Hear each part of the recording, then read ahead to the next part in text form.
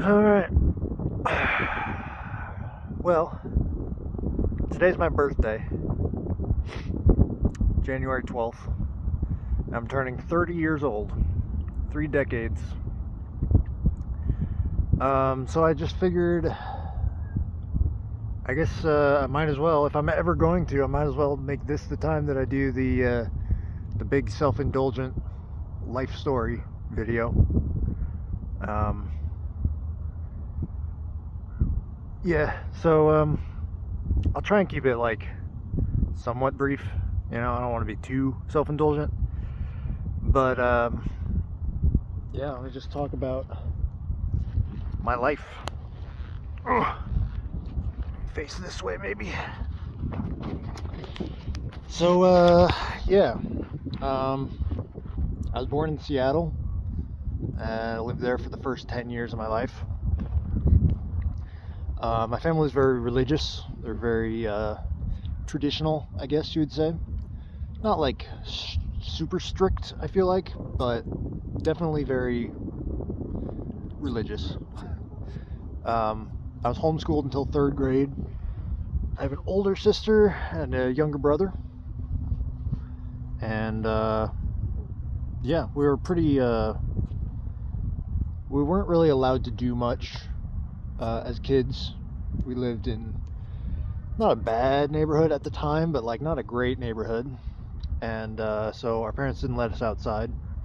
And so pretty much my whole life was just the house, other family, and church, and then eventually school. Then when I was 10, my parents decided that they didn't want us to grow up in the Seattle school system, which was probably a good call, I guess. But what they decided to do instead was to move us out to Kansas, middle of nowhere.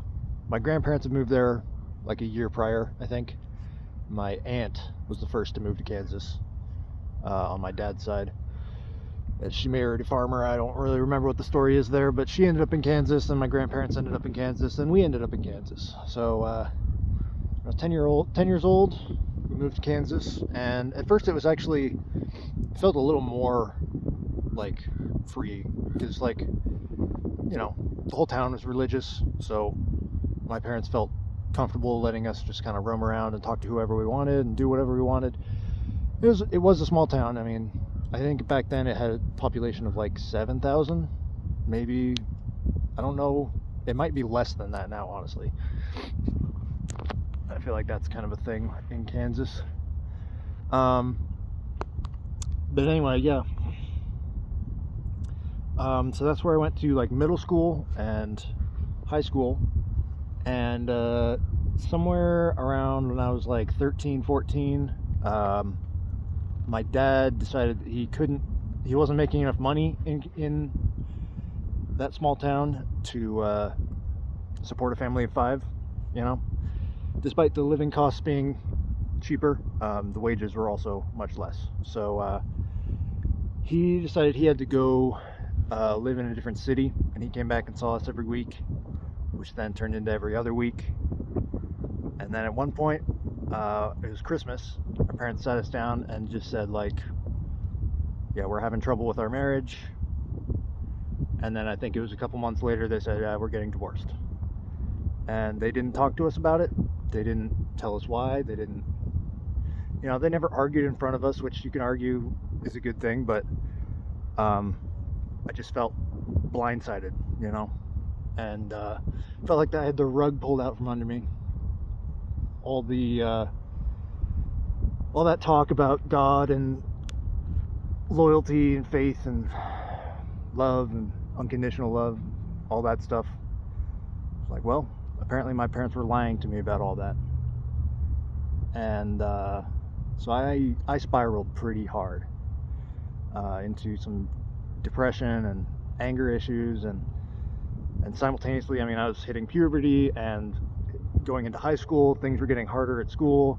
I had been a really good, I'd gotten good grades up until then, and my grades started plummeting, and it just hit me really hard, and nobody was there for me at the time.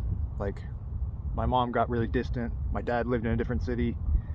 All my teachers didn't care and slash kind of blamed me for acting out and stuff. The religious leaders at church were, I mean, the worst about that, blaming me for shit. Yeah, that was awful, and I could really go on about it forever. But just suffice it to say, that was a terrible time in my life, and I never really recovered, to be honest with you. So the next thing that happened, I guess, is I moved in with my dad in like sophomore year of high school, and that was a bad idea because he was also going through some shit at the time, being recently divorced, and he was having trouble with his job and had medical issues too, and just like the two of us together was a bad idea. It was not good. It was not a good fit at the time, and so I dropped out of high school at that point and passed my GED easily and went into community college for game design, which was just kind of the thing. I mean, you know, I was still like 17, 18, something like that, and I just didn't know what I wanted to do. I mean, I still don't, to be honest. So it's a little silly to ask a 17, 18-year-old what they want to do for the rest of their life. That's what I thought I wanted to do, I guess. After about a year of that, I realized I'm really not that good at programming, and it was kind of a pipe dream to begin with, so I dropped out, got a job at like a grocery store for a little bit. Really hated that, so I convinced my dad to send me to college. I went to K-State, and that was my first experience living alone, which was kind of a shock. I mean, I wasn't living alone, I was living with roommates, so it was, you know, but there were a lot of challenges with that. I was really just kind of like immature and underdeveloped in a lot of ways emotionally, and started running into some issues with what I now recognize as executive dysfunction, which is where you have trouble starting tasks, prioritizing tasks, just have trouble with like long-term planning, and so like budgeting and stuff is totally fucked. I really wasted a lot of the grant money that I got on like weird shit. Because I just like, I didn't have the self-control to not just buy stuff, because I had like a, you know, this money that was supposed to get me through, you know, my time at college. So yeah, like halfway through the second semester, I realized I was going to flunk out, and I really felt backed up against the wall. I didn't know what I was going to do. I could not move back in with my dad. I didn't want to move back in with my mom. I couldn't like support myself. I didn't want to get a normal job again. I didn't have any skills, you know, so I felt like I was really backed up against the wall. I was suicidal. I had been for years at that point, but it got really bad. It was really, you know, at a turning point. And I saw this video, I believe it was on Vice Media channel. I forget the name of the dude, but I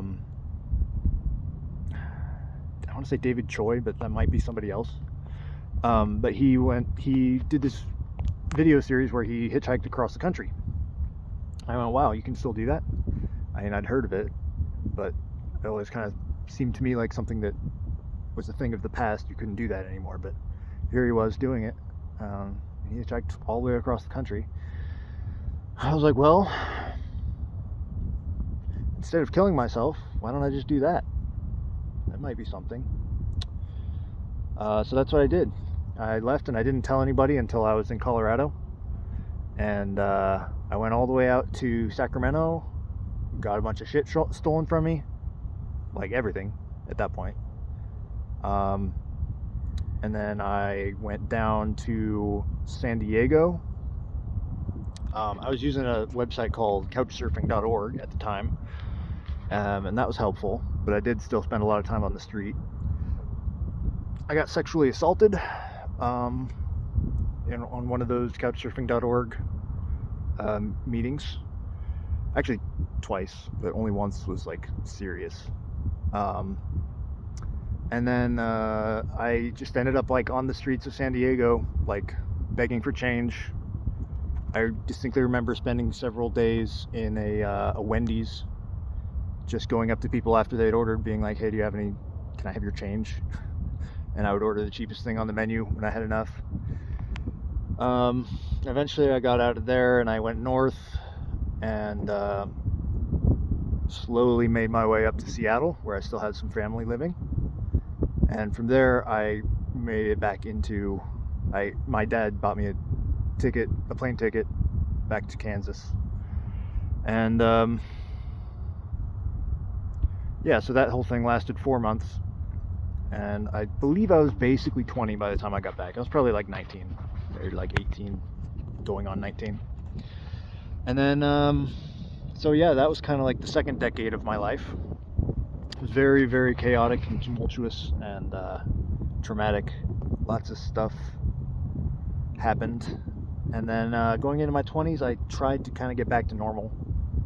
I tried to go back into, the working world. It was very rough at first. I was living with my grandma in Salina because I didn't want to move back in with either of my parents. And started to form this pattern of working a job for a little bit, saving up money, absolutely hating it, spiraling into, anger and depression. And at first, for some reason, I just couldn't quit any job.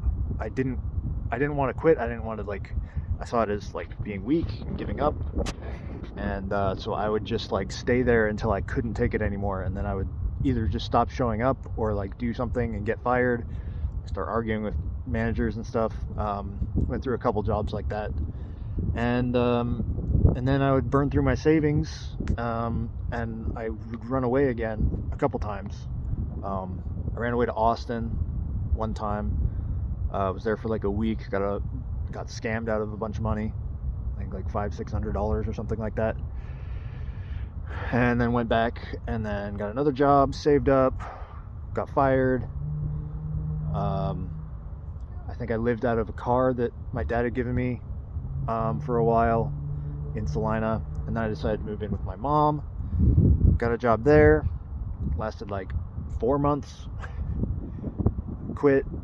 I actually managed to quit that one, and then I ran away to Denver, and that only lasted like a week because I had absolutely nothing going for me in Denver. I didn't really have that much money saved up. I had no plan. So I came back, got another job, and finally things started to turn around. I was at that job for almost a year, and it was really bad, and I absolutely hated it by the end. Had some really abusive coworkers, and quit that one. It's still just like a very like emotionally tumultuous time. And then I got a job at Arby's, where my manager was this like ex-Marine, very strict kind of guy, and that actually worked out for me because I needed to be in an environment where I knew what I needed to do to get ahead, and all I had to do was follow directions.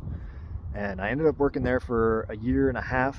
I worked my way up to assistant manager. I did really well at that job, but then that general manager got promoted up within the company and left, and the guy that they had hired to train up to replace him was this kid who just like, I mean, he was just a fucking loser. He didn't do anything. He was not responsible at all. I was probably like, they probably would have had me replace him, but I knew that wasn't going to go well. Because I think I did some things well as a manager, but like conflict resolution was not one of them. And I got into I made some mistakes in that job, dealing with people who were, trying to take advantage of me and trying to weasel their way around stuff, and I just really was not into that. I worked well with people who were, wanted to do their job well and, contribute and then go home and live their life. That's fine, but the people who would like not show up on time and not do their work, try and fuck off, and then like talk behind my back and stuff. There's a lot of stuff going on there. But yeah, when that manager left, the guy that they were training to replace him, the regional manager knew that he was not doing a good job. They decided not to promote him, and they were gonna just have some like temporary general manager come in while they looked for somebody else. But then that guy just threw a hissy fit and quit, leaving me and one other manager to manage this whole store. And so we started going to 60 to 80 hour weeks, and they were having other managers drive in from across the state to fill in while we were understaffed. And that was really, really stressful, and I just ended up eventually quitting. I gave like 8 weeks notice, because I just didn't want to up and leave. I didn't want to make it even worse than it already was. Yeah, so that kind of sucked. But then after that, I kind of had some confidence. I had done well at that job, so I kind of knew I could do well. So what did I do after that? I went to school for wind energy technology, which is a program that was offered by our community college in Kansas, in that small town. Did okay at that, and then COVID hit, and everything moved online, and I already talked about executive dysfunction, and that does not mesh well with online classes and online homework. And also, like, half the professors didn't know how to use the online system, and we got no communication, and so like I ended up failing one of those classes because the professor just didn't communicate with us, and there was a bunch of homework that was hidden. It wasn't totally hidden, but it was nobody knew that we were supposed to do it. It didn't show up anywhere, the online system that we used. So yeah, that sucked. But I ended up getting an internship. I applied for an internship before everything shut down with this blade repair company. So I worked on a wind farm for doing that. That was also not a fun time. I got paired up with two guys who were from the same village in Venezuela, and they spoke Spanish with each other, and were pretty rude to me, and I was the new guy, and there's also this fucking situation with I was in this separate hotel from them, and my hotel was I don't know, it was probably a 15-minute drive outside the city. It was in Decatur, Illinois, and they got the company truck. There was only one company truck between the three of us, and they had it because they were the seniors. And so I was stuck out in this fucking shitty ass motel while these two guys who wanted nothing to do with me spoke a different language. Oh man, that sucked. And the job was physically difficult, but that was the easiest part of it, is the physical aspect. So then I was, when we were done on that job, which was supposed to last 3 months, I think, but it only ended up lasting 2, because we got done quickly. They sent me home, and they were like, okay, wait for us to contact you when you get a new job. And then I waited 4 months and didn't hear anything. And I messaged the person that was there, and they were like, oh yeah, we had you scheduled on something, and then that fell through, and then we just never scheduled you again. And I was like, okay, well, can you reschedule me? And I didn't hear back for another several weeks, and then I just called, and I was like, okay, well, I quit. Fuck this.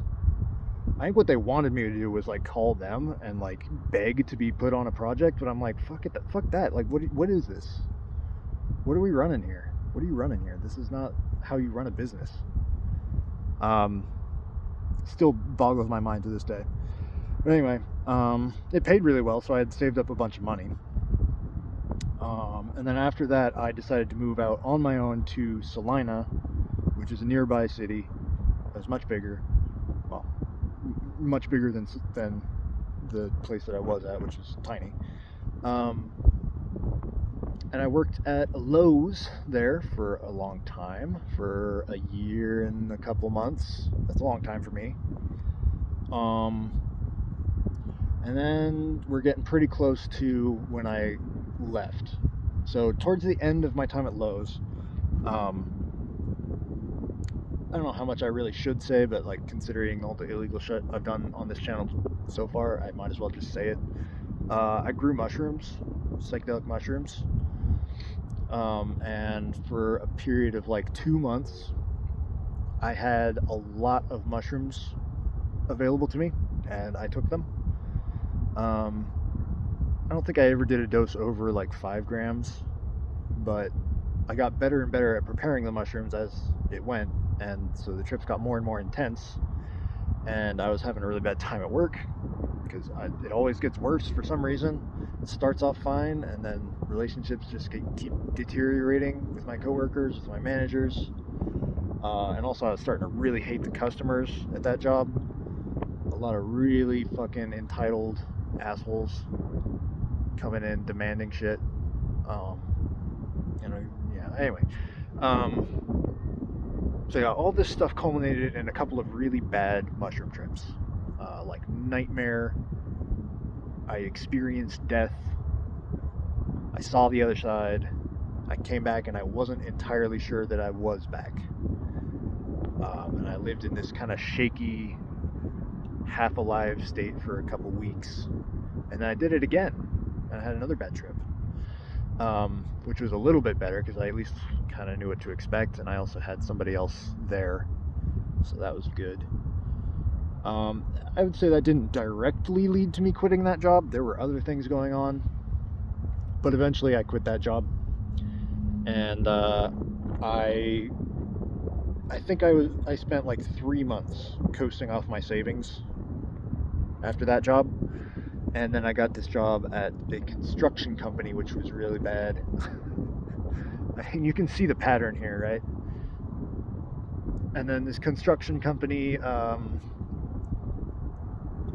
so it was Morton Buildings, and they did like these big single span buildings, mostly for like agricultural use, because it's Kansas, for like tractor sheds and storage sheds and stuff like that. So we would go out to these sites, and we built everything except for the concrete padding. So there was a lot to learn, and the people, the foremen there were just not very patient with me. I had never done construction before, so it was really a bad first construction job for me. And there was a huge just culture gap between me and these guys.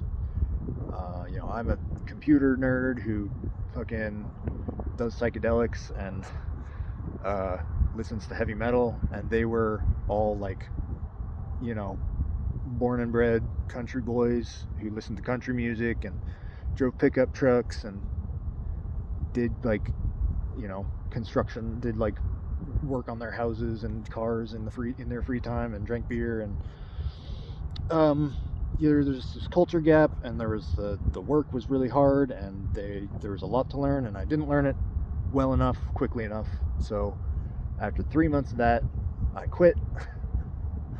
And that left me in a real fucking predicament.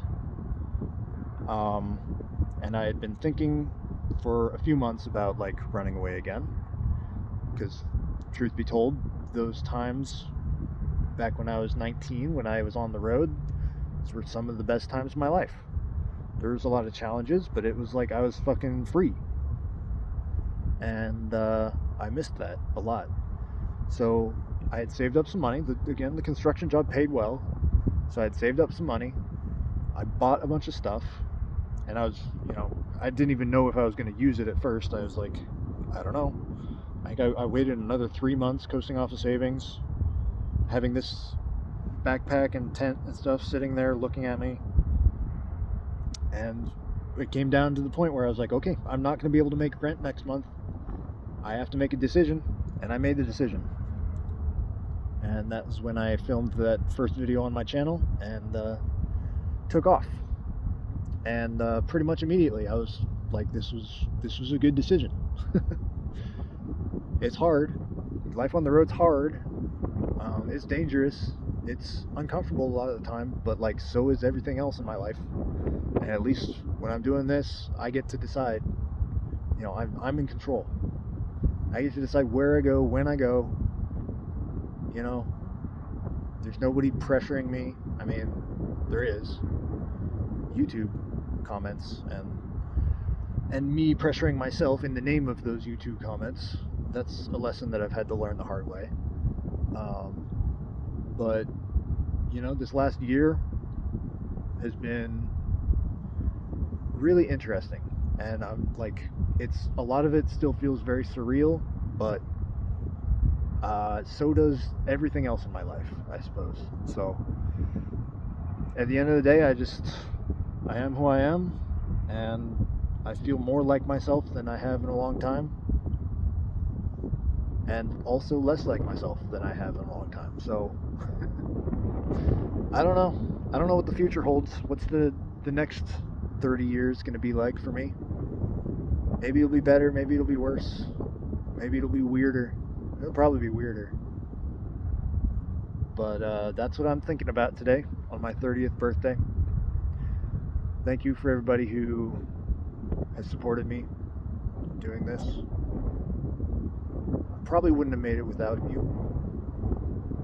Who knows, really? I mean, life finds a way, but I definitely wouldn't be doing things the same way if it wasn't for this YouTube channel and all the support that I've been given. Who knows what the future holds? I keep making plans and they keep falling through. So maybe it's just like this for the next however long, Maybe I just keep traveling. Maybe I don't. Maybe I get off the road. Maybe I get a job. Maybe I settle down. Maybe I find somebody. Maybe I don't.